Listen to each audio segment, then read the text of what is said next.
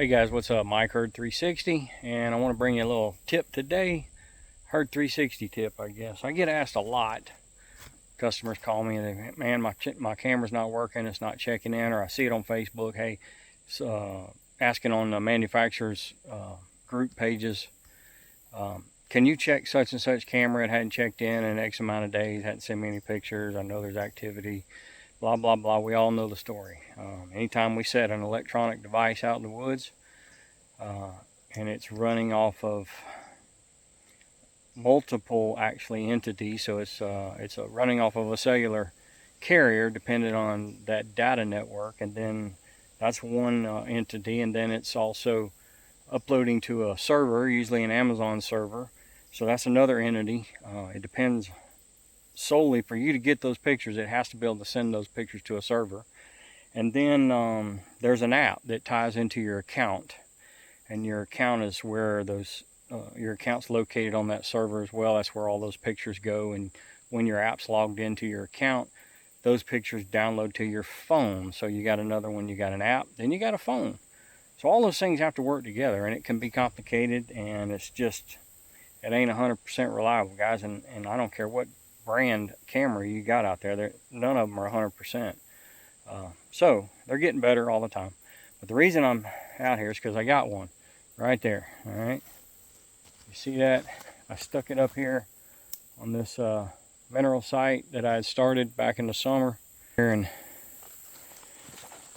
that's just salt lick, really. That's a brown mineral block, but they put the brown in there for the customer. It's really just a salt block, hardly any mineral in it, but it attracts deer and you get good pictures.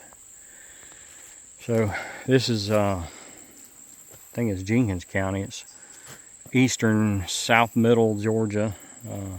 Piece of property a family member purchased for some timber investment, and I get to hunt it, thankfully. So it's a wonderful opportunity and a blessing that I get, and I'm very thankful for that. So I started this and came back and checked it, and they were hitting it pretty good. So I brought a camera in here. So a new camera from Wise Eye. It's that Wise Eye Datacam 2. Nice little camera, takes beautiful pictures and videos. I set it up and I was getting a good many pictures. SD card said I got 5,000 something, but they just stopped all of a sudden, and I'm running it on an external 12-volt battery, and so I wasn't 100% certain what was going on. I thought that I had checked my batteries and had them all charged up, but I keep a bunch of them in my cart, and it's easy to get confused. So I'm not going to say that it was. It was an Amped Outdoors 18 amp hour, which is an older lithium battery. They've stepped up to a 20 amp hour now in the same housing. But so I've had it a few years, and it could just be that it's going bad. Who knows? But nevertheless, I came out here to check things. First thing I checked was, because guys, most of the time, if your camera's not checking in, it's offline. Nobody's going to be able to tell you what's wrong with it. They can look at the last status report usually and see what, if it had good battery strength or whatever, but nobody's going to be able to tell you if it was what's going on unless the camera can actually connect to the server. So when it's not checking in, it's not sending photos, chances are you're just going to have to put some boots on the ground and get out there and visit it. So first thing I looked at, this was good. Don't overcomplicate things, guys, just because they may not have a threaded connection there. Not wanting to focus real good. Let's see. All right. Anyway, it's not wanting to focus on that cable so well. But don't overcomplicate things, guys. If it's not a thread-in connection, I've done this for years and never had any problems.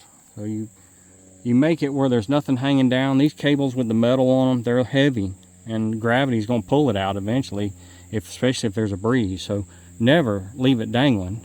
But when you do leave it dangling, Mother Nature, animals come along, say, oh look, a vine, a new one in the woods, and they want to swing on it like Tarzan. So all right, so I checked that, opened it up, turned it on, nothing, no power. All right, my battery box is down there underneath all that debris. So one thing that you should carry with you I keep a bag full of tools usually. I've actually got another bag. This one is not the bag that I normally carry, but I keep some trail camera mounts, and usually I'll have some batteries with me in the woods, but the cart right now has all the batteries. I brought one down here to swap out. Voltmeter, DC volts, that's DC volts, that's AC volts. DC, you want DC, these batteries are DC, okay? Direct current. Of course, some good old tick repellent because it's that time of year. But that's really all you need. A replacement battery. Don't go to the woods without one. And voltmeter to check it. And this one did check out to be bad. It's a lithium battery, LiPo4. It's got a BMS in it. That's a battery management system, and it was reading 0 volts. That doesn't mean the battery's bad, guys. What that means is that the battery drained down to a certain level, and that battery management system in that thing said, okay, you've gotten too low. I'm not going to let you go no lower because you're going to damage yourself. So it shuts off the output to protect the lithium cells. All right, and then you do need a BMS capable charger, a LiPo4 charger, to be able to activate that BMS, turn it back on, and start charging that battery. All right. So let's make our way out of here. Stick down in here, guys. That's what hunting in Georgia's like. At least where I hunt. Some thick stuff. It's a fire break they did this past summer. I think that's when they did it. But Mike Herd 360. Thanks for watching. Remember, if you're going to go to the woods to check your trail cameras, if you're running on external power, let me around here. Take your voltmeter. Take you some extra batteries. Extra SD card too. That's never a bad idea. Sometimes it could be the SD card that failed. I formatted the SD card in that camera. I didn't do it on camera, but I didn't video it. But before I leave it, especially because I turned it on and off and I changed the battery, that's one of my best practices, is just format the SD card.